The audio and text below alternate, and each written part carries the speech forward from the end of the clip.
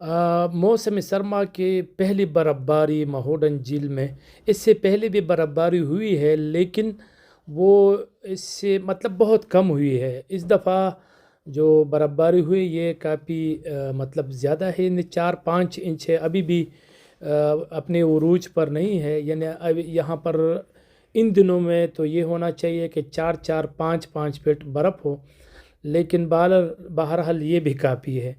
सयाहों को देखने के लिए कुछ मिल रहा है, और चूँकि बहुत बड़ी तादाद में सयाह यहाँ आना चाहते हैं, बर्फ़बारी देखना चाहते हैं, तो महोडन झील में बर्फ़बारी हुई है। लेकिन अब ये सूरत हाल है कि बर्फ़बारी रुक गई है और अगले वीकेंड में इम्कान है कि बर्फ़बारी हो।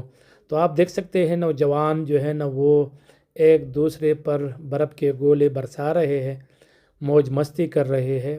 और रात का वक़्त है और ये सुबह का वक़्त है। जो फुटेज आप इस वक्त आप देख रहे हैं तो ये महोडन झील की है। इस वक्त बिल्कुल ख़ामोशी है और हर तरफ जो है ना सफ़ेदी ही नज़र आ रही है। तो ये सूरत हाल है।